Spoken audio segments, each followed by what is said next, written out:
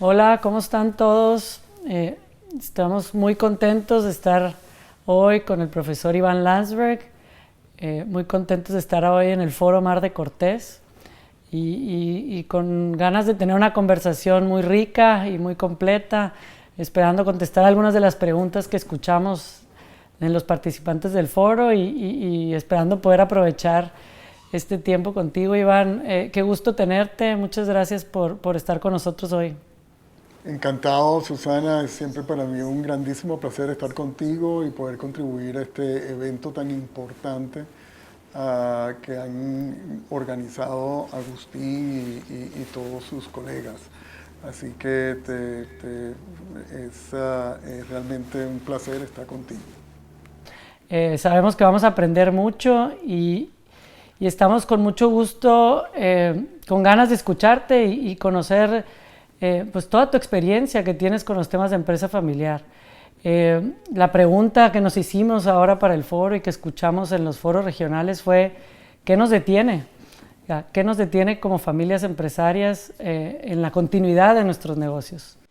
Mira, Susana, mil gracias por invitarme. Lamento no poder estar con ustedes en persona, pero celebro la oportunidad de estar contigo.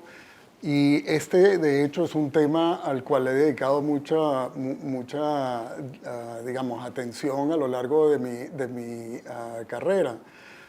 Y es un tema importantísimo porque, am, digamos, cuando la sucesión no se planifica bien, las consecuencias de una mala sucesión tocan las vidas de muchas personas, no solo de la familia propietaria, pero por supuesto de las personas que viven de esa empresa, ¿verdad? Los empleados, los consumidores, los proveedores, o sea que con un descarrile de una empresa familiar por una mala planificación, el impacto social es importante, ¿verdad? Entonces, celebro que ustedes le hayan dedicado atención a este tema. Sé que muchos de los participantes están precisamente en ese momento crítico de la evolución de una empresa familiar, donde hay que ponerle cabeza y gestionar esta temática tan compleja de una manera ordenada.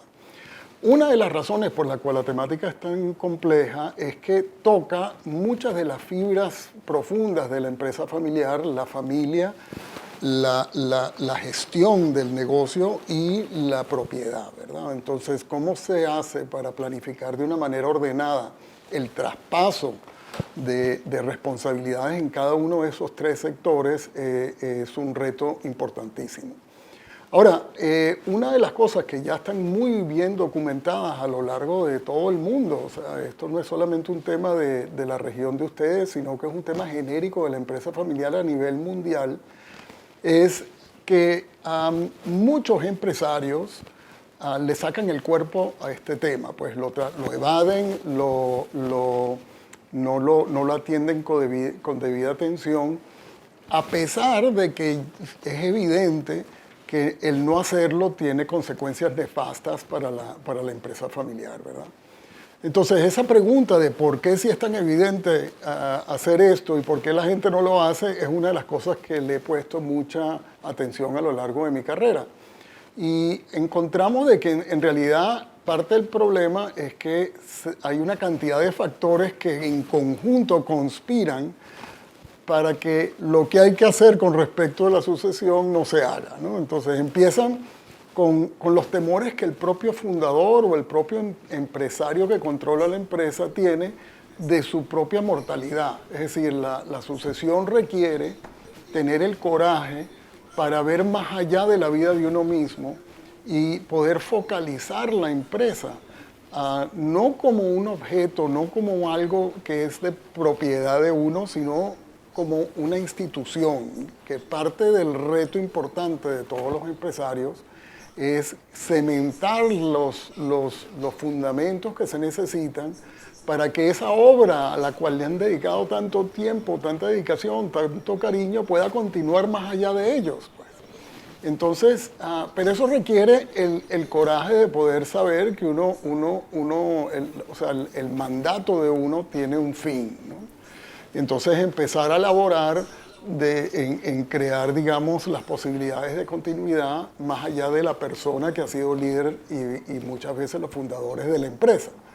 Entonces, el primer factor es que les da temor realmente, es la realidad humana de ese aspecto, ¿verdad? Luego también, muchas veces el cónyuge o la esposa, en muchos casos del empresario, también tiene su identidad arraigada a la relación que tiene con su marido o con su esposa, si pasa a ser una empresaria mujer, ¿verdad? Y eso le provee cierto estatus en la comunidad, entonces abandonar ese estatus y pasar a ser la esposa del hombre que fue el líder también es un aspecto que muchas veces contribuye a que se vada esto, porque cuando el marido finalmente o el líder finalmente, digamos, asume el coraje para atender este tema, lo habla con su cónyuge y el cónyuge le dice, no, por favor, no te metas en eso, vas a abrir una lata una caja de Pandora y sabrá Dios qué va a pasar, ¿no? Entonces termina más bien desanimando al líder para que se hagan las cosas que hay que hacer. Luego también está la familia en sí, es decir, los herederos, ¿no? Los hijos y las hijas de este empresario que vienen en la próxima generación, que este tema de la sucesión muchas veces los confronta con qué papel me va a tocar a mí a futuro, ¿no? Cómo se va a hacer el reparto de las acciones, por ejemplo, qué rol voy a tener yo en la empresa una vez que nuestro padre o nuestra madre ya se retiren, y tenemos que entonces entre nosotros tratar de clarificar cuál va a ser nuestro papel, ¿no? Y muchas veces las familias, por muy unidas que sean, no están bien equipadas para tener ese diálogo de una manera constructiva y ordenada. Luego también, y esto es muy paradójico, los mismos ejecutivos y empleados de la empresa que uno pensaría son los que más se pueden beneficiar si este tema se atiende de una manera ordenada. Muchas veces también desaniman al líder porque la incertidumbre de quién va a ser el futuro líder también les mueve un poco la silla, ¿verdad? Entonces se sienten como un poco a la intemperie de que este tema va a surgir y ahora vamos a tener la familia propietaria teniendo diálogos sobre este tema y todo el mundo se inquieta, ¿no?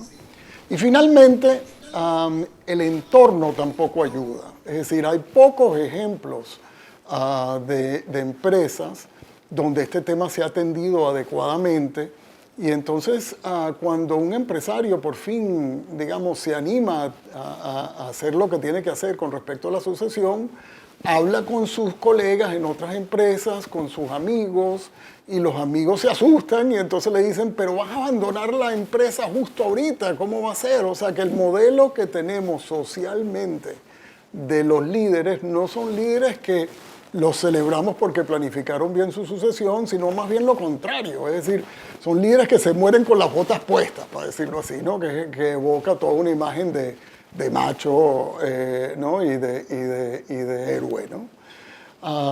Ahora, también hay que atender que hay cosas que se pueden hacer. O sea, yo creo que hemos aprendido en los últimos 30 años, sobre todo del buen ejemplo de algunas empresas y de empresarios que han abordado este tema con fundamento, ¿verdad? Por ejemplo, es fundamental entender que el líder no debe ir solo en este camino, sino que acompañarse con un consejo de administración, por ejemplo, que tenga personas que conocen estas aguas bien, que son contemporáneos en su edad, que pueden proveer, digamos, unos consejos adecuados, una guía a un líder para que no tenga que reinventar la máquina de escribir de nuevo en este tema, ¿verdad? O sea que aquí hay algo que es importante, que es crear un mecanismo institucional que pueda aportar valor añadido al diálogo sobre la temática y traer rigor y traer fundamento a cómo se atiende este tema. Ese es un tema importantísimo. Otro tema importantísimo es la educación. Inclusive yo empezaría con ese, ¿no? Hay que concientizar al empresario de que este tema es fundamental y de que se expone a un riesgo importante si no se atiende, ¿no? O sea, que se puede desperdiciar un valor importantísimo, no solo para la familia, sino para los empleados y la comunidad, como ya lo dije anteriormente. Entonces, yo creo que este foro que ustedes han organizado es un paso importantísimo en concientizar esto. Me viene a la cabeza muchas de las iniciativas que se han tomado en Europa, por ejemplo, en España. Hace 25 años se creó una institución que se llama el Instituto de la Empresa Familiar, que tiene como parte de su misión educar al empresario español a que este tema se atienda de una manera bien llevada, ¿no? Entonces, ese instituto ha logrado no solo, por ejemplo, capacitar a profesores en universidades a lo largo de España sobre este tema y crear cátedras para que este tema se atienda de una manera bien hecha, sino que también ha logrado importantes mejoras en toda la temática, digamos, fiscal, ¿no? O sea, de impuestos de sucesión, concientizando al empresario que una sucesión bien llevada, o sea, le da incentivos el Estado a que lo hagan bien hecho y puedan traspasar sus acciones y su patrimonio de una manera ordenada sin una carga fiscal que sea muy dura, ¿no? Porque el Estado y la sociedad española se concientiza de la gran aporte que la empresa familiar da y hacer esto bien hecho tiene su metodología, ¿no? Luego también yo creo que es importantísimo crear oportunidades para que los empresarios, tal como lo están haciendo ustedes con el foro, se junten a hablar con cierta transparencia sobre este tema, porque parte del dilema aquí es que cada empresa familiar siente que esto es un tema único de ellos, ¿verdad? Pero resulta que es un tema genérico. Entonces, si podemos crear una oportunidad para legitimizar el tema como un tema que hay que atender, para crear un lenguaje, cómo abordarlo abiertamente, con cierta apertura y criterio, y crear foros donde puedan haber intercambios entre los mismos empresarios, yo creo que eso en sí ya avanza mucho la capacidad de poder gestionar esto con responsabilidad. Entonces, yo sí creo que esto plantea un reto importante, no es un reto imposible, es un reto que requiere intervenciones a múltiples niveles, comunitarios, intervenciones con los mismos empresarios, intervenciones con las familias de esos empresarios, para también, digamos, darle el ánimo que necesita cualquier familia para poder abordar este tema de una manera constructiva y sobre todo sostenida en el tiempo, porque estas transiciones no pasan de un día a otro. Más bien cuando pasan de un día al otro es cuando más bien pasan los desastres, ¿verdad? Entonces, ¿por qué? Porque cuando fallece un empresario inesperadamente y no se ha hecho un debido plan de sucesión, entonces todo el mundo tiene que estar improvisando en el peor momento para la familia, abordar estos temas con criterio y con responsabilidad, ¿no? Entonces, yo creo que yo celebro muchísimo que ustedes hayan puesto esto en el tapete y bueno, te paso la palabra a ti para que me preguntes cualquier otra inquietud que tengas al respecto. Oye, Iván, súper importante todo lo que nos dices, ¿no? Yo creo que nos dejas pensando en cómo prepararnos, ¿no? Los posibles sucesores o a los que posiblemente nos vayan a heredar y a los dueños de las empresas, a los fundadores de las empresas y sus cónyuges, ¿no? Que estamos aquí presentes en los dos. La importancia, ¿no? De empezar a planear y de desarrollar estos temas y prepararnos y educarnos, como bien dijiste. Me gustaría escuchar un poco, Iván, yo creo que hemos escuchado ya esto de los 3 círculos, ¿no? La empresa, la propiedad y la familia, ¿no? Y cómo trabajan estos. Creo que es un marco parece muy obvio, pero cada uno de esos círculos tiene sus asegúnes y tiene pues esa cachucha con la que tienes que ver cada uno de esos círculos. O sea, me gustaría escuchar un poco cómo ves esto tú, cómo lo has visto en la práctica y qué nos puedes decir al respecto. Bien, mira, el tema de los tres círculos interactúa de una manera importante con el tema de sucesión. Es decir, los tres círculos, o sea, la propiedad, la familia y la empresa, cada uno es un sistema aparte con su propia su propia vida, su propia cultura, sus propias etapas de desarrollo, ¿verdad?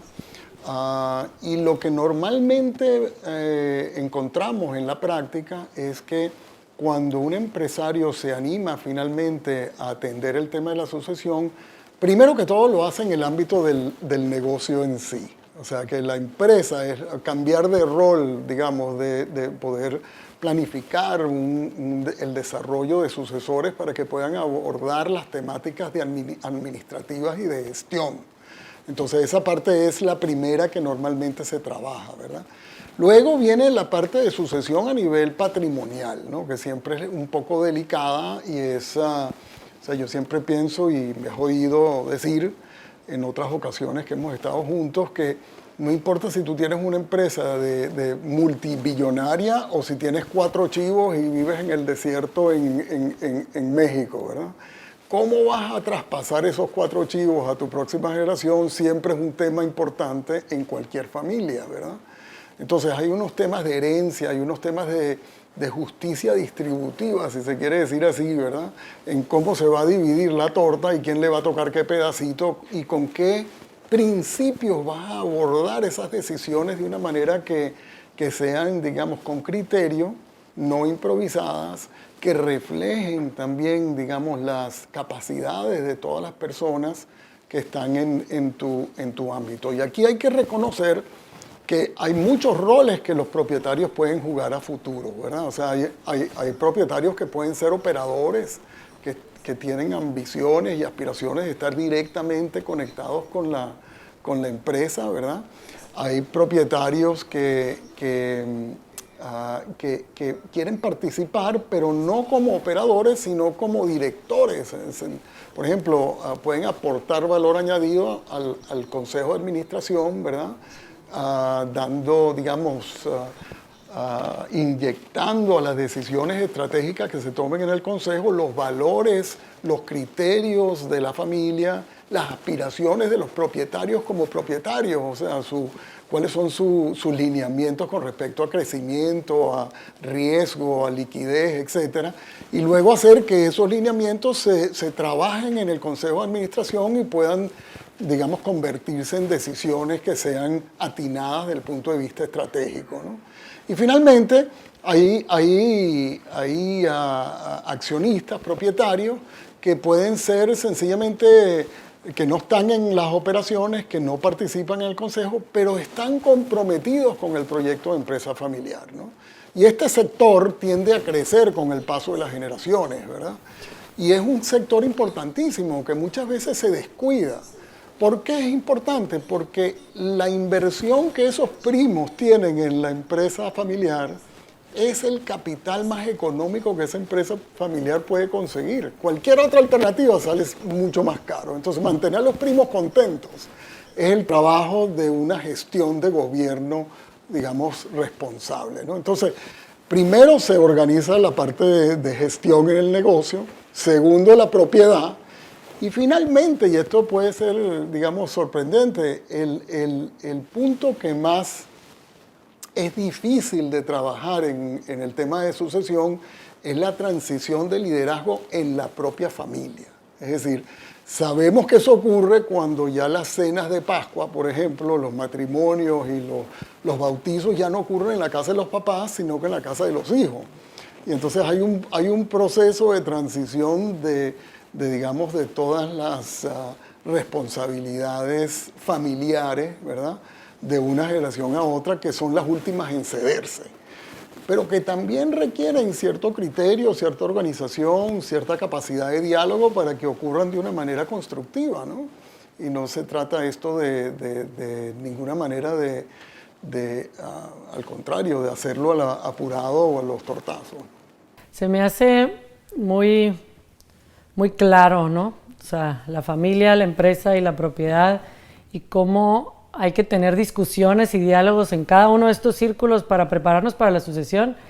y también para mantener la empresa, ¿no? Porque creo que hemos platicado antes de la sucesión, y lo dijiste hace unos momentos, la sucesión se va planeando con el tiempo, o sea, te tienes que adelantar, ¿no? Porque, bueno, nadie sabemos cuánto tiempo vamos a estar aquí, y bueno, es el mejor legado que podemos dejarle a nuestras familias, yo creo, un sistema preparado, una empresa preparada para lo que venga y para lo que sigue. ¿Qué nos dirías a los jóvenes, a los hijos de estos empresarios? ¿Qué podemos aportar nosotros? ¿Cómo nos debemos de preparar para merecer esta posible herencia o esta posible sucesión? O sea, estar preparados. O sea, ¿qué es lo que debemos de estar haciendo? Mira, buenísima pregunta y va al corazón del reto de sucesión. Es decir, toda sucesión siempre es una moneda con dos caras, ¿verdad? O sea, una cara tiene que ver con toda la temática del líder que va en salida y cómo él o ella planifica cómo va a despojarse de su influencia y de una manera ordenada y responsable. Luego también están los temas del que tiene que agarrar esa influencia, ¿verdad? Y cómo se prepara esa generación es importantísimo, ¿no? Es un tema que me ha ocupado mucho en mi carrera. Y mira, yo creo que ahí hay muchas lecciones importantes. La primera es que el gran reto de los sucesores es ganarse la autoridad. ¿Qué quiero decir con esto? Es decir, muchos sucesores, por hecho de ser miembros de la familia, tienen influencia porque su apellido es el correcto, etcétera, ¿verdad? O sea, si hay un hijo o una hija de la familia entra en una reunión donde se está decidiendo algo, su mera presencia ya impacta en el grupo. La gente está monitoreando que hay uno de los dueños, posibles líderes futuros, que está en el salón, ¿verdad?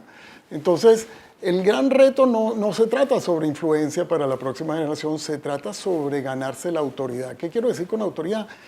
Es el derecho de mandar según lo ven los mandados, es decir, viene de la gente hacia uno, ¿no? Entonces uno tiene que el proceso en cómo te ganas esa confianza de las personas que tú vas a liderar en el futuro es crítico, ¿no? ¿Cómo lo haces? Por ejemplo, viviendo los valores de la familia, no solamente hablándolos, pero modelándolos para que los demás vean que tú auténticamente compartes ese legado, digamos, cultural de la familia, ¿verdad? Obviamente se requiere un grado de humildad importante donde cada uno de los sucesores entienda que tienen que aprender el métier del trabajo en sí, pues, o sea, de poder entender todos los detalles que hacen que la fórmula que ha conllevado que la empresa tenga éxito, ellas la entienden. Y luego también es fundamental que los sucesores le dediquen tiempo y atención a cuál va a ser su visión estratégica para el negocio a futuro, ¿verdad? Porque la sucesión siempre debe verse, a mi juicio, de una manera estratégica, es decir, una oportunidad de pensar no sobre la empresa que existe hoy, sino sobre la empresa que anhelamos crear. Entonces, una vez que tengas claridad sobre eso, puedes empezar a depurar cuáles son los talentos y las capacidades que necesitas en los futuros líderes y qué debes de hacer para potenciar esas capacidades y ponerlas a prueba. Y esa puesta a prueba es una parte crítica del proceso. Lo digo porque muchas veces en las familias empresarias a los sucesores los tratan con guantes de seda, ¿verdad? Cuando en realidad hay que exponerlos al riesgo de fracasar. Es decir, tú no puedes ganarte autoridad si no estás expuesto al riesgo de fracasar. Entonces, ¿qué quiere decir con eso? Tienes que asignarles responsabilidades claras, con objetivos claros, que provean un mecanismo para medir si están avanzando en su desarrollo o no, ¿verdad? Entonces, los sucesores tienen que abordar ese reto con todas las de la ley. Y finalmente, creo que los sucesores también requieren un grado de empatía importante, ¿no? Porque, como lo hemos hablado en otras ocasiones tú y yo, los mayores fueron jóvenes en una época y pueden por lo menos empatizar con el reto que sus hijos tienen, ¿verdad? Rebobinando la película y acordándose quiénes eran ellos cuando tenían 30 y 40 y 50 años, ¿verdad? Claro. Mientras que los sucesores nunca han sido viejos. Entonces, para ellos, el hacer el ejercicio mental de lo que significa, qué significado tiene este proceso para mi tío, para mi tía, para mis abuelos, o sea, requiere un grado de gimnasia psicológica más elaborado, ¿verdad? Y por eso recomendamos muchas veces que se cree este mecanismo institucional como un consejo de administración, formalizarlo, añadirle talento externo. Una cosa que siempre he admirado mucho de tu familia es que siempre han buscado esos asesores externos a nivel global realmente, y eso aporta mucho valor añadido, sobre todo cuando son otros empresarios que han vivido estas aguas, pues, o sea, que han navegado por estas aguas y conocen qué es lo que hay que hacer, ¿verdad? Entonces esa apertura a abordar el tema con fundamento y crear ese mecanismo institucional, yo creo que aporta mucho, y los sucesores pueden ayudar a provocar, a crear un ambiente que no le temen al rendir cuentas, ¿verdad? Que institucionalizar esa vigilancia, que este proceso se haga bien llevado, ellos la abordan con fundamento y se acatan a ella, pues eso requiere de nuevo un grado de profesionalismo y dedicación que uno busca en la próxima generación. Iván, me gusta mucho y cómo explicas tan claro esto de los roles y cómo prepararnos. Pero hay una pregunta que siempre que he visto, ¿no? Y que escucho entre nuestros amigos y yo creo que a través de las historias lo vemos, ¿no? Es muy claro preparar a alguien para llevar el negocio, para operar, y eso es como obvio. Bueno, vete al campo a entender lo que hacemos, vete al centro de distribución, ve a la tienda, ¿no? Pero ¿cómo preparamos a nuestros hijos o cómo nos preparan a nosotros nuestros papás para ser socios? Porque la realidad es que lo que se ha visto en la estadística es que se están heredando y se hereda en partes iguales o como el dueño decida, pero le hereda a todos sus hijos, mujeres y hombres. Y entonces no todos van a operar, el negocio no los necesita a todos. Y entonces, ¿cómo se preparan o cómo los preparamos para ser buenos socios, para ser un buen asamblea de accionistas que le genera valor al negocio y le genera valor al que está operando? ¿Qué nos puedes recomendar? Mira, es una magnífica pregunta, Susana, y la verdad es que mucha atención se le da al tema de cómo aprender a la parte de gestión y poca se le da a cómo aprender la parte de propiedad, ¿verdad? O sea, cómo pasar a ser un propietario responsable de una empresa familiar.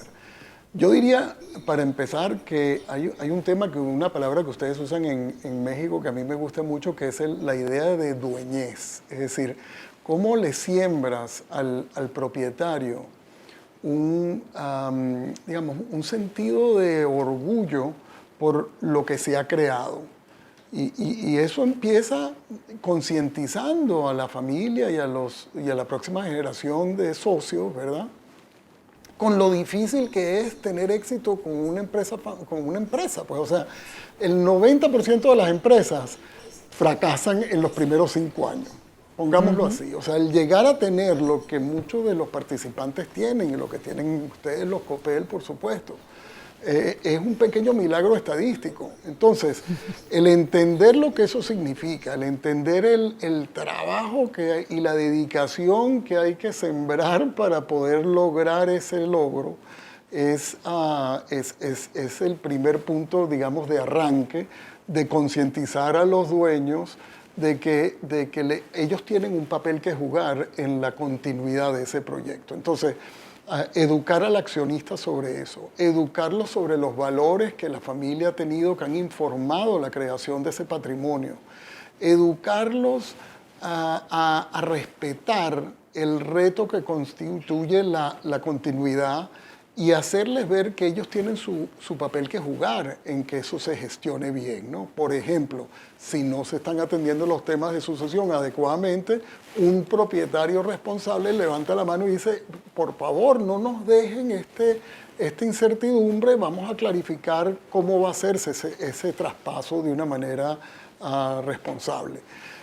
Luego también los propietarios son, digamos, tienen un papel importantísimo que jugar en abordar los mecanismos de gobierno que se requieren para institucionalizar esa relación. Porque resulta que muchas empresas familiares fracasan no porque no son buenas como empresas, no porque no rinden en el mercado, no porque no son buenas compitiendo con sus productos y sus servicios, sino porque los dueños no se pusieron de acuerdo.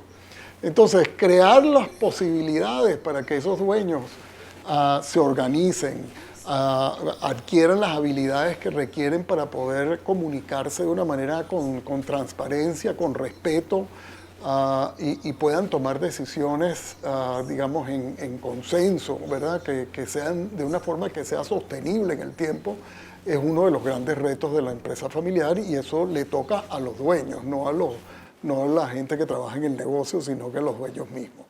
Ahora, para lograr eso, se requieren una serie de ingredientes. Primero que todo, una visión común. Entonces, una de las primeras, digamos, tareas que le tocan a los dueños es sincerarse unos con otros, donde puedan hablar sobre sus aspiraciones para ellos mismos, pero también para el consorcio, ¿verdad? O sea, tratar de ver para dónde vamos. Una vez que definamos esa destinación con claridad, entonces podemos trazarnos el camino de dónde estamos para dónde queremos llegar, ¿no? Entonces, esa visión pasa a ser súper importante. Otro trabajo que le corresponde a los socios es preguntarse cómo podemos convertirnos en los mejores socios que este negocio necesita, ¿no? Por ejemplo, cómo proteger que se mantenga suficiente capital dentro del negocio para poder nutrir su crecimiento, y no despilfarrar ese patrimonio con un estilo de vida que vaya más allá de lo que la empresa puede sostener, por ejemplo. Cómo crear una política responsable de dividendos, cómo pensar sobre el tema del riesgo, ¿verdad? Y de una manera ordenada para que le entremos a la conversación con un grado de criterio y podamos decirle a las personas que están en el consejo de administración, inclusive a los líderes de la parte operativa, los dueños anhelan esto y están dispuestos a trabajar bajo estos lineamientos, ¿verdad? Entonces eso pasa a ser un tema bien importante para los socios. Y luego yo creo que hay un tema aquí fundamental, y es que muchos socios no saben colaborar, o sea, no saben cómo comprometerse unos con otros, cómo hablar con transparencia, cómo comunicarse de una manera constructiva, cómo gestionar sus diferencias.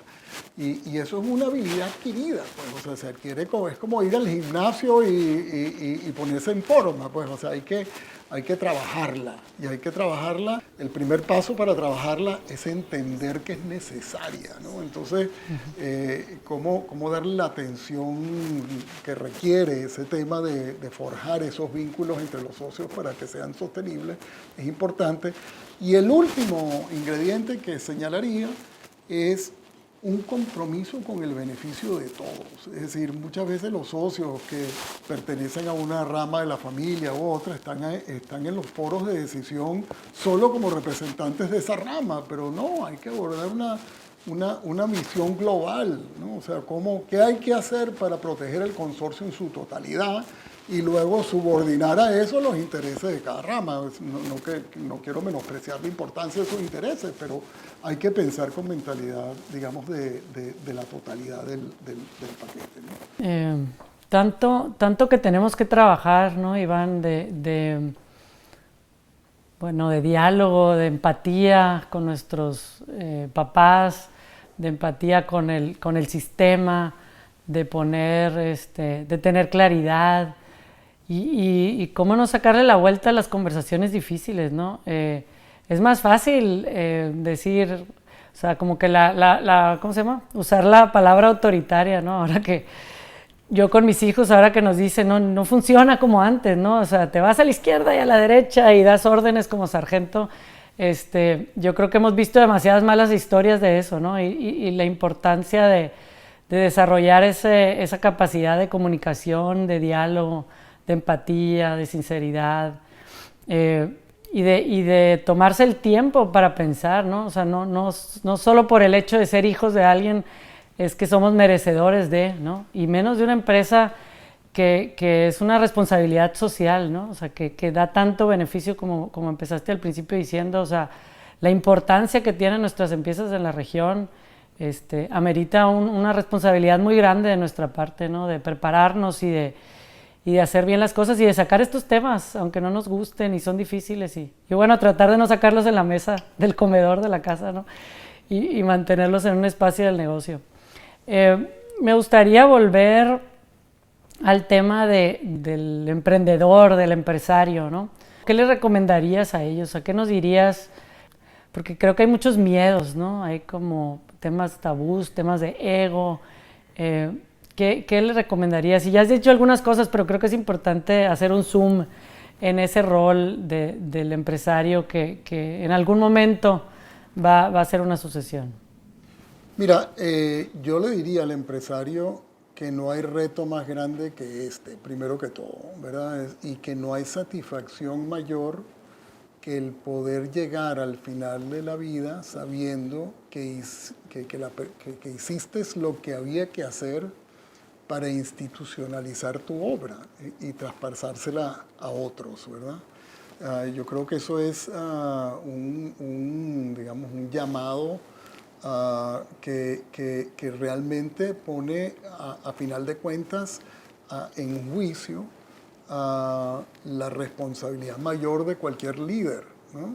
Y es una responsabilidad que hay que decir que en Latinoamérica no conocemos mucho. Es decir, aquí nuestras instituciones son bastante débiles y muchas veces son débiles precisamente porque no se planeó bien la sucesión, sean partidos políticos, sean instituciones sin fines de lucro o definitivamente sean empresas, ¿verdad? Entonces, ¿cómo un líder tiene la visión de poder, digamos, traspasarse a otro plano, ver las responsabilidades que él o ella tienen con la obra que han creado y empezar desde temprano a crear la posibilidad para que esa empresa continúe es realmente uno a mi juicio, la prueba más grande de liderazgo que tiene que afrontar un líder, ¿no? Ahora, aquí nos topamos con un tema que hablamos en otra ocasión, que es muy importante también, y es que la longevidad de los líderes impacta esto un poco, ¿verdad? Es decir, hace 40, 50 años atrás, la longevidad era mucho más corta que lo que es ahora y lo que va a ser para los hijos nuestros es mucho más todavía, ¿verdad? O sea, acaba de salir un estudio del London School of Economics donde se habla con toda transparencia de que para los hijos nuestros y definitivamente para mis nietos, o sea, no será nada raro llegar a los 100 años, ¿no? Entonces eso plantea un reto importantísimo a la empresa familiar porque quiere decir que el empresario en vida tiene que, inclusive con todas sus capacidades, tiene que despojarse de esos cargos de autoridad antes de sentirse, digamos, obsoleto, ¿no? Entonces, eso es un reto importantísimo.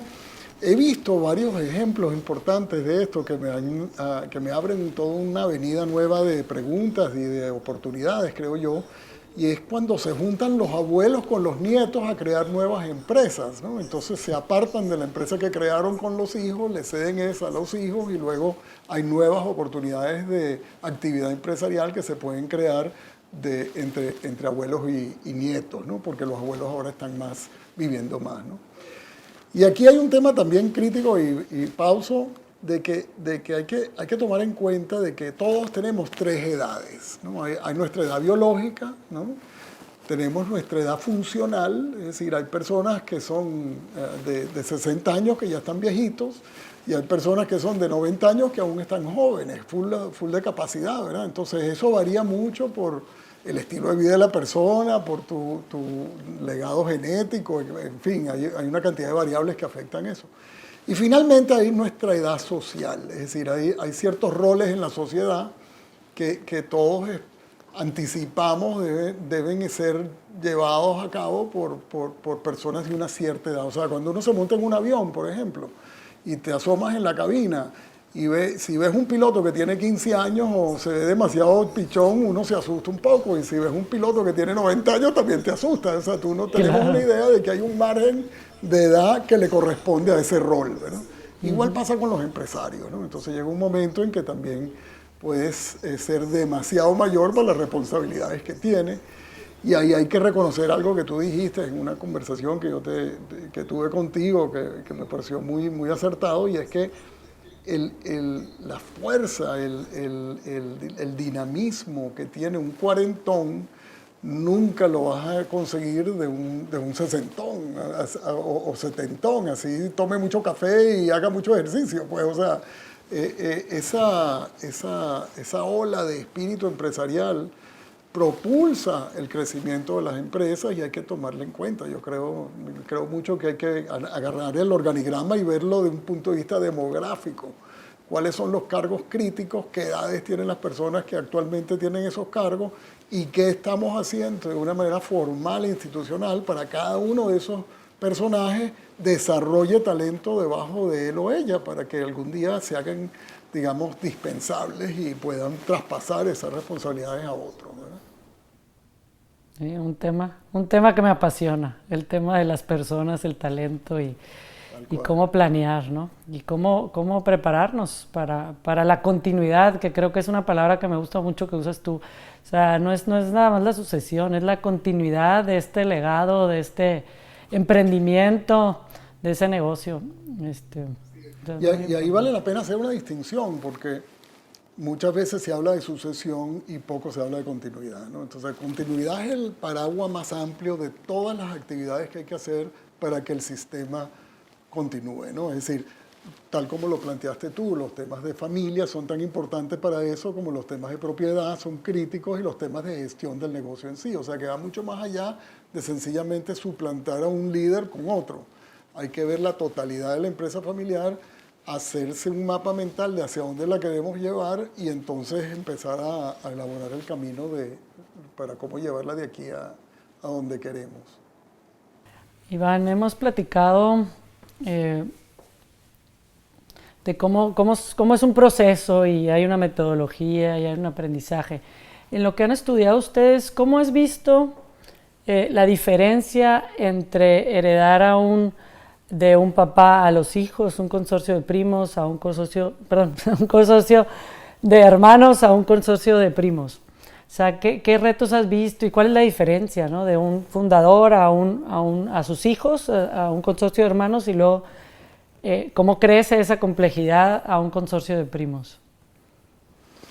Bueno, mira, te cuento un poco sobre la historia de este tema porque es una historia bien interesante.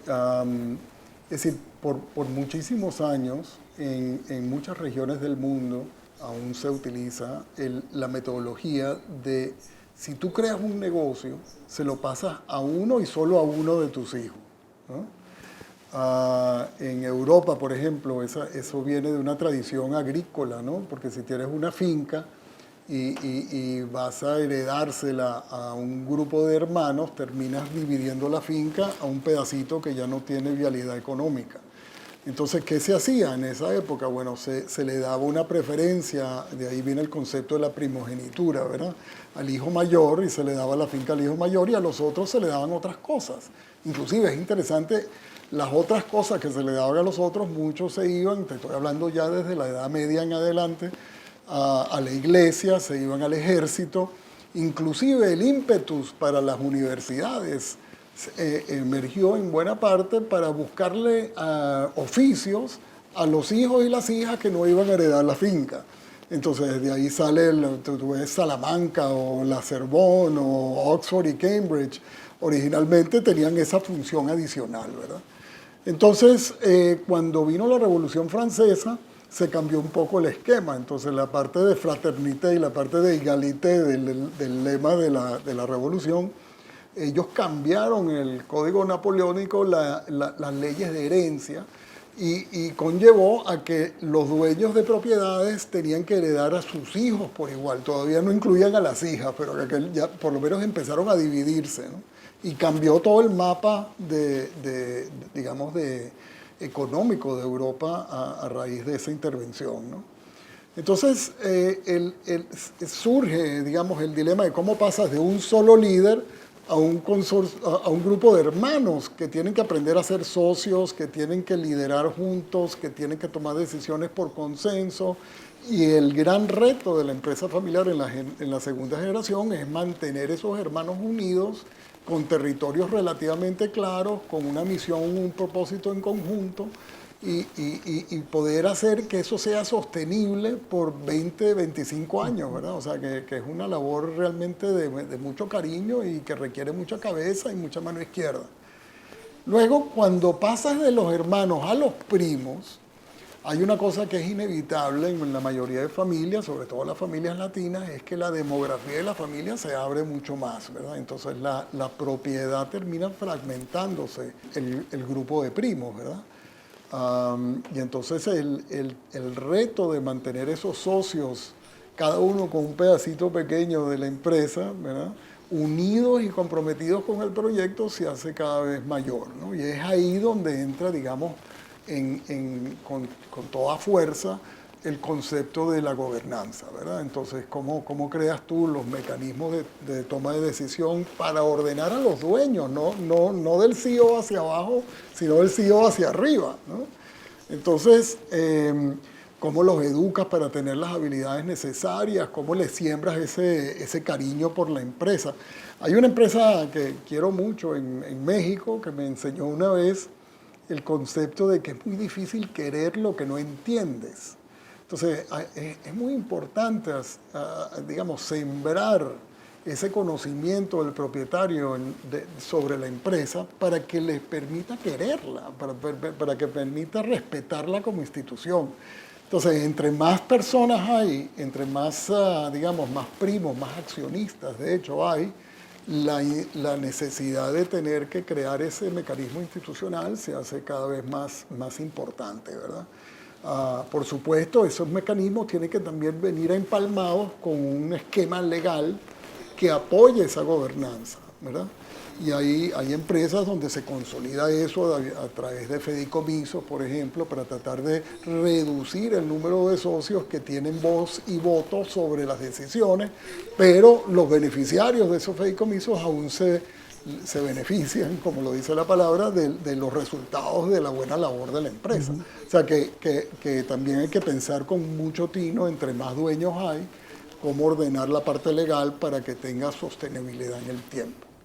Yo ahora en estos días que estábamos platicando de estos temas, asumí que la parte legal, asumí que la parte legal era como muy obvia, o sea, que es como una cosa muy ordenada y organizada. Y parece que la estadística no es buena, ¿no? O sea, la cantidad de personas que se mueren intestadas en México y la carga que eso tiene para las cortes y lo que duran los juicios de personas intestadas se vuelven muy, muy largos. Entonces, me gusta lo que dices, o sea, la importancia de que las estructuras legales estén donde tienen que estar, porque eso da tranquilidad también, ¿no? O sea, da tranquilidad. Y creo que algo que yo creo que aprendí de mi papá, o que lo ha dicho mucho, ¿no? Porque él tiene tiempo siendo el presidente del Consejo de Familia del grupo y habla mucho de eso que dices, de no se quiere lo que no se conoce, ¿no? Y la importancia de incluirnos y de que no hay temas tabús, que hay que platicarlos con cierta política o con cierta finura, ¿no? Los temas, pero la importancia de ser abiertos y honestos y de conocer y de abrir las puertas a la familia para que conozcan el negocio y puedan tener ese afecto, ¿no? Mira, y eso es una de las cosas que yo he aprendido de muchas familias, incluyendo la tuya, es decir, el saber que los temas, como me decía un empresario hace poco, que los temas suaves son los que son duros. Es decir, cómo aprender, digamos, la habilidad de colaborar eficazmente, de comunicarte con apertura, de tener la empatía necesaria para entender los dilemas de múltiples puntos de vista, ¿verdad? Uno nace con eso aprendido, como un señor me dijo una vez, Cuando uno hereda las acciones, no vienen con un manual de uso. Al dueño hay que enseñarle a ser dueño, ¿no? Para que pueda trabajar de una manera eficaz y colaborar con sus socios, ¿verdad? Con sus colegas socios de una manera respetuosa. Yo admiro mucho las familias que logran eso por múltiples razones, no solo porque cuando los dueños logran esa capacidad de colaboración y ese compromiso con la empresa, eso pasa a ser una de las ventajas estratégicas más importantes que el negocio tiene. ¿Por qué? Porque le provee a la empresa una visión de largo plazo, le provee a la empresa un marco cultural sostenible a través de las generaciones, le provee a la empresa un compromiso con la calidad y el servicio que se rinde, porque para esa familia, si esos productos son malos o si el servicio se hace malo, refleja en su identidad, y entonces eso, digamos, es una mancha en el nombre y la reputación de la familia. Entonces las familias se dedican mucho a ese tema, ¿verdad? Pero también al mismo tiempo hay que reconocer que en una empresa familiar el gran logro es aprender a lidiar con dilemas. O sea que no hay respuestas fáciles para los temas que surgen, ¿verdad? O sea, por ejemplo, cómo lograr un híbrido del mérito y la inclusión familiar. O sea, el mérito profesional y la inclusión familiar. Eso es un reto importantísimo, porque podemos querer muchísimo a nuestro primo, pero resulta que si no es capaz para el cargo que ocupa, necesitamos tener el coraje de decírselo y conseguir ayudarlo de otra forma, pero no mantenerlo en un cargo donde no está dando la talla, ¿verdad? Entonces, yo creo que una de las grandes esperanzas de la empresa familiar como institución a nivel global es que si los dueños aprenden a lidiar con estos dilemas, están preparando una generación que va a tener que atender todos los dilemas que el momento en la historia que estamos viviendo confronta a la humanidad. O sea, el tema climático, el tema racial, el tema de género, el tema de la falta de igualdad en las sociedades a nivel mundial. Es decir, lo vivimos a día, o sea, cómo se reparte la vacuna de COVID, cómo se manejan las oportunidades y las cargas de este momento, no son respuestas fáciles, pues.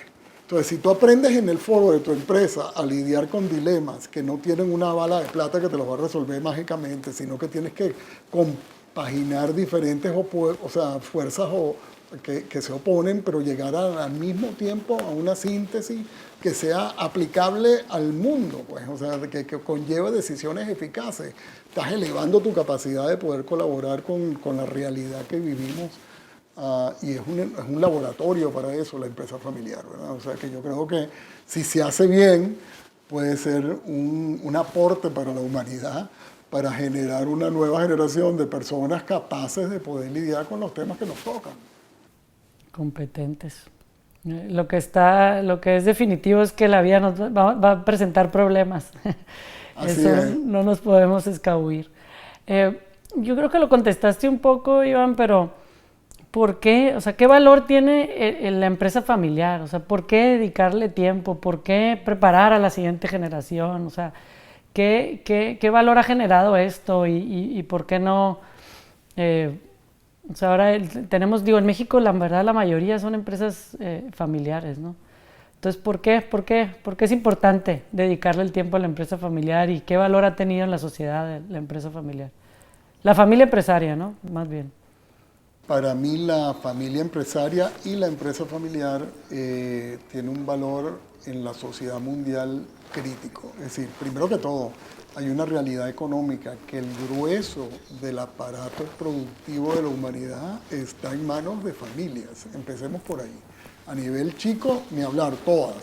A nivel medio, la mayoría. Y a nivel alto, el 35% de la Fortune 500 son controladas por familias. O sea, que es un fenómeno ubicuo, pues, o sea, está en todos lados, ¿verdad? Entonces, aprender a gestionarlo de una manera responsable tiene un impacto en toda la sociedad mundial y en particular en los países en desarrollo, porque una familia que no maneje bien estos temas, que se descarrile, el impacto en sus comunidades es todavía mucho más dramático, ¿verdad? O sea, la pérdida de valor, con todo, estoy seguro, los participantes que van a estar en el foro del Mar de Cortés, es decir, tienen una responsabilidad con su comunidad, ¿no? Y el ímpetus para el mero evento es ese.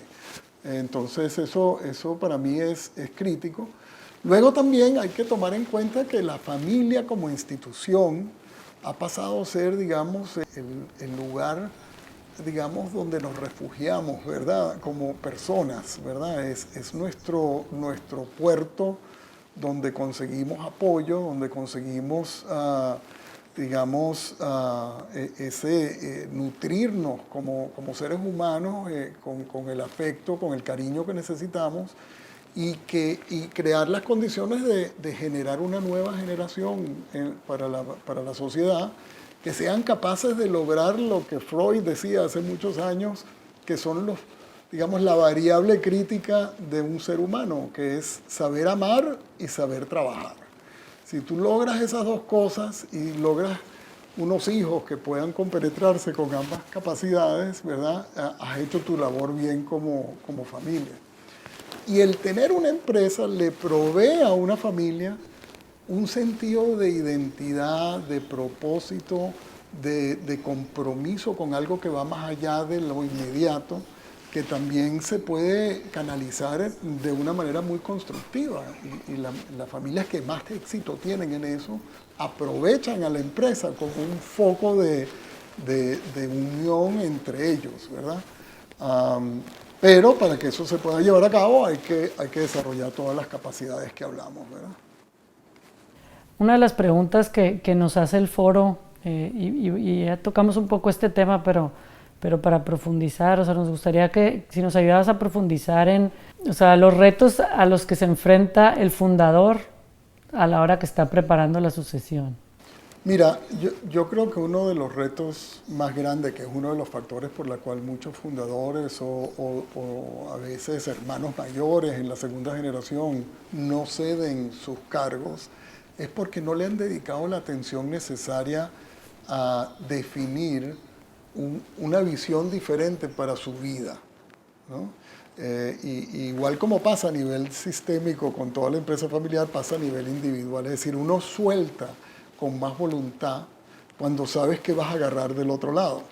Entonces, una de las labores que muchos empresarios tienen por delante para poder facilitar el proceso de sucesión es clarificar cosas muy básicas. ¿A qué me voy a dedicar?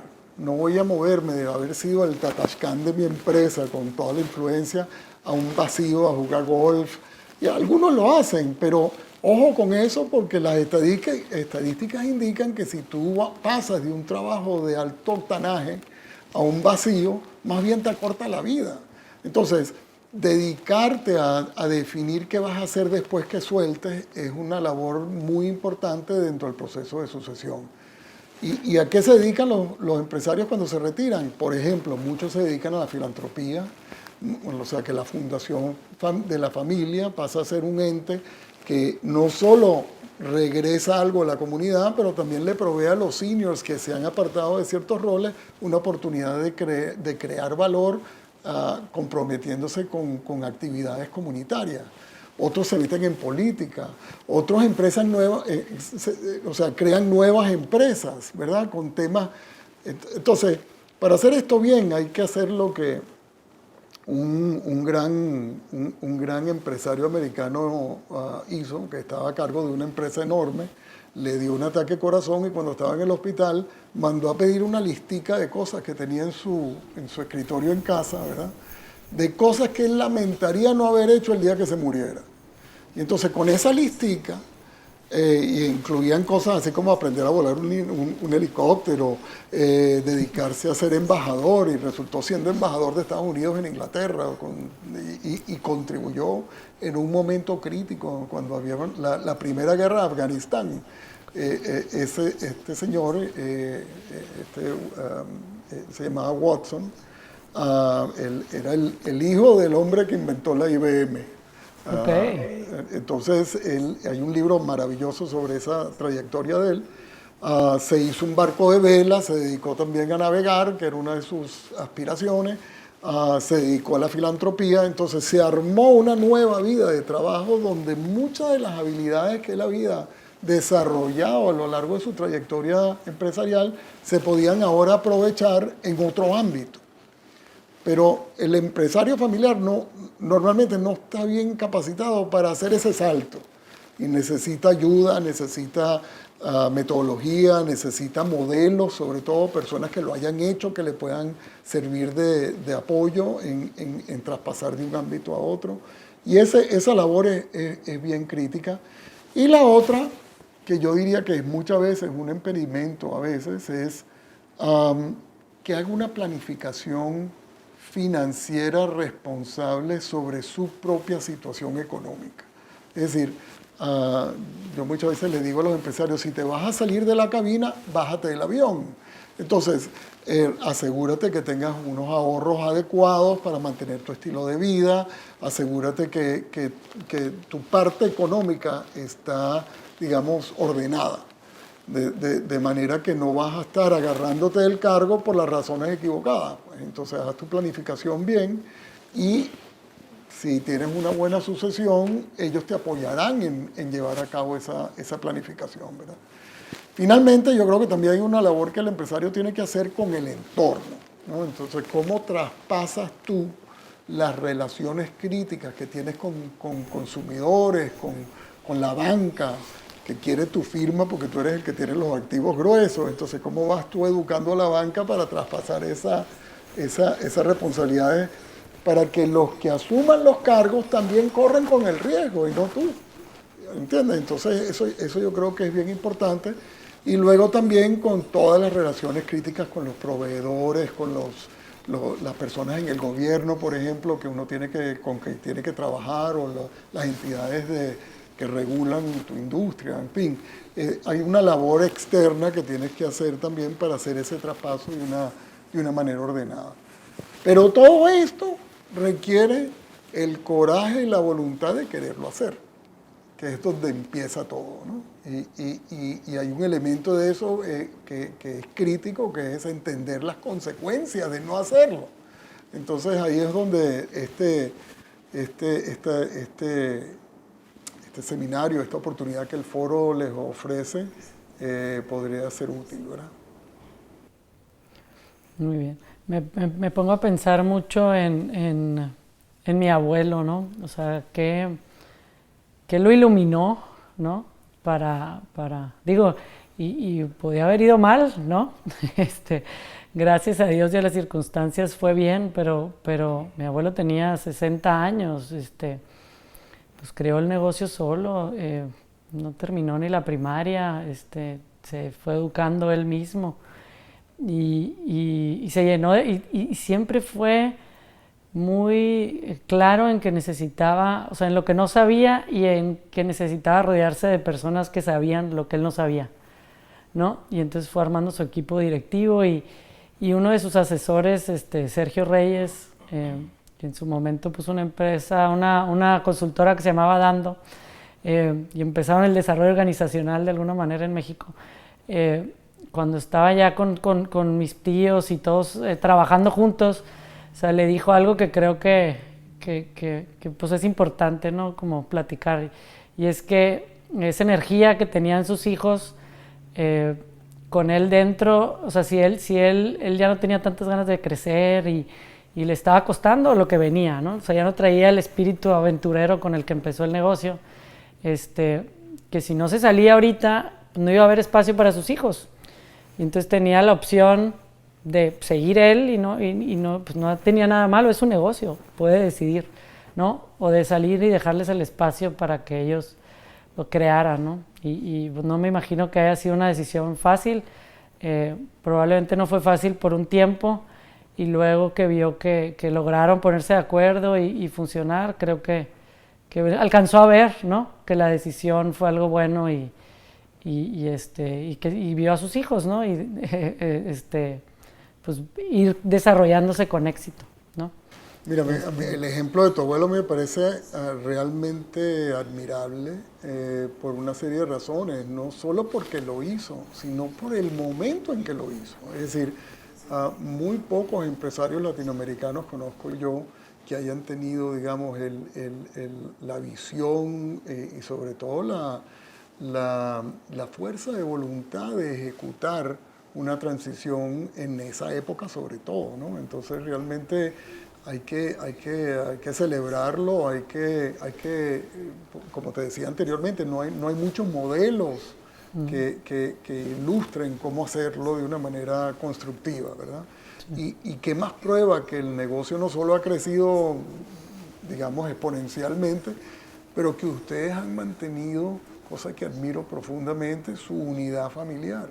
O sea, que se logró tener ese éxito, ¿verdad? Entonces, tanto en la etapa de los hermanos, que ahorita ya van terminando, ¿verdad? Sí, o sea, se logró luego con mi tío Enrique una siguiente sucesión, en una edad joven, en una etapa de él también, o sea, esa decisión de mi tío Enrique, de los hermanos juntos, la valentía, ¿no?, de tomar una decisión así, la verdad que no dejan de sorprenderme. Y mira, y lo otro que también hay que reconocer es que tenían materia prima ustedes, es decir, una cosa es tener la voluntad de soltar y otra es la capacidad de tener sucesores que puedan, digamos, abordar el reto y dar los resultados que ustedes han dado. Pues entonces en eso, y esa parte, la parte de sembrar capacidades, de nutrir el desarrollo de la próxima generación, de insistir en mérito y tener, digamos, el rigor del profesionalismo y la rendición de cuentas institucionalizada y toda esa parte crítica de la sucesión, pero a la vez la mano izquierda como para mantener, digamos, la llama encendida de ese sentido de orgullo, de ese sentido de pertenencia a un legado, de ese sentido de que ustedes todos tienen una obligación, no solo con las personas actuales, ¿verdad?, con los empleados y sino con los hijos de ustedes y con sus hijos de los hijos. Entonces hay un compromiso generacional que también le provee al empresario familiar una motivación profunda, pues, o sea, que es una cuestión ya de sangre, para decirlo así, ¿verdad? Y mira, realmente gran admiración por el logro de ustedes y por la manera que se ha hecho, ¿verdad? Y los roles, ese es otro tema que a mí me parece genial, que cómo se complementan los hermanos en la generación de tu papá, por ejemplo, en ser, digamos, portavoces de ingredientes críticos para la sucesión. Unos más de rigor empresarial, otros más de sensitividad familiar, pero el conjunto hace que la sostenibilidad del tema arranque, ¿no? Mira, hace 2 noches estuve con una familia de Singapur, una señora china genial, ¿no?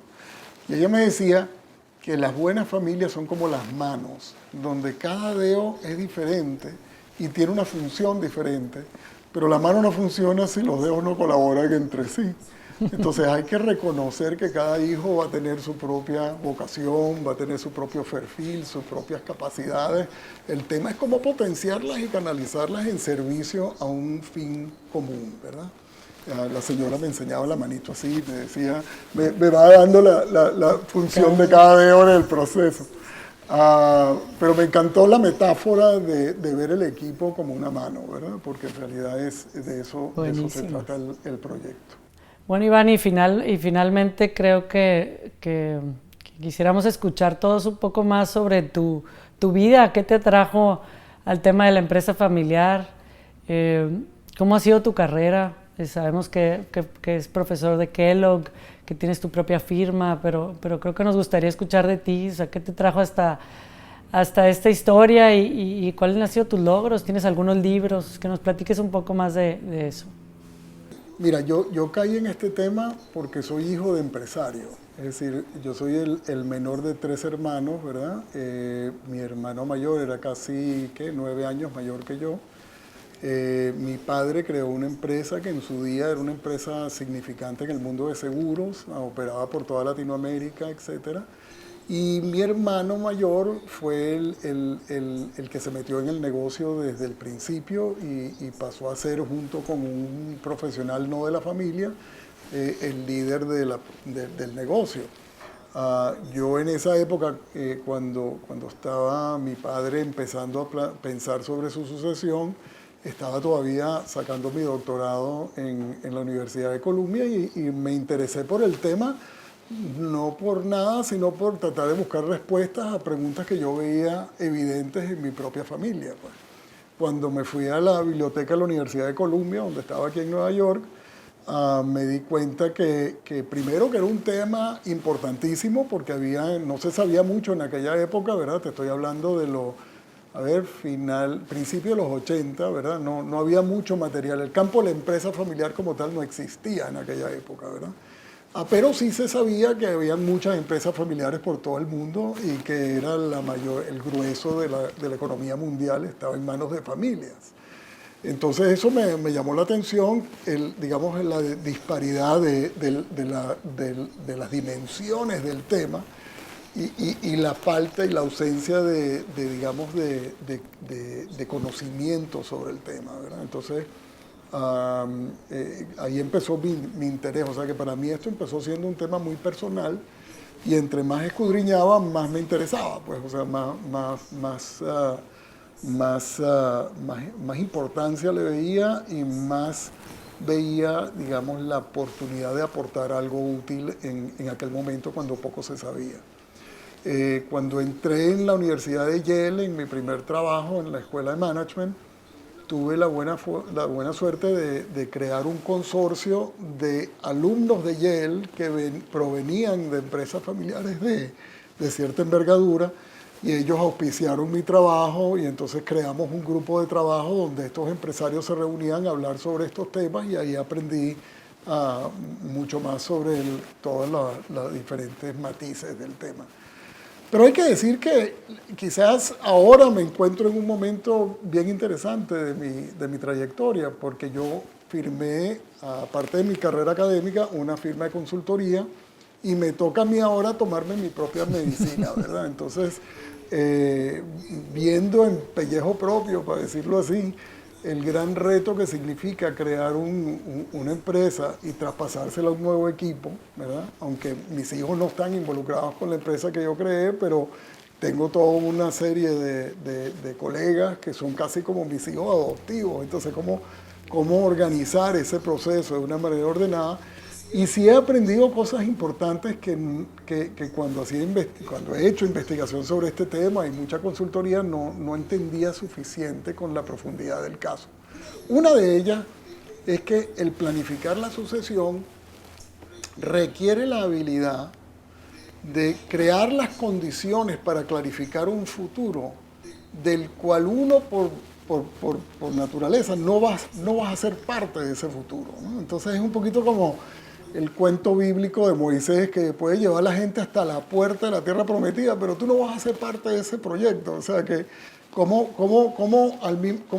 creas el proceso de cambio sin abdicar tu responsabilidad, pero dándole espacio a la próxima generación para que clarifiquen sus aspiraciones, las pongan a prueba de manera que sean factibles, ¿verdad? O sea, no se trata aquí nada más de sueños, sino que de realidades económicas y organizacionales y poderlas después implementar, ¿no?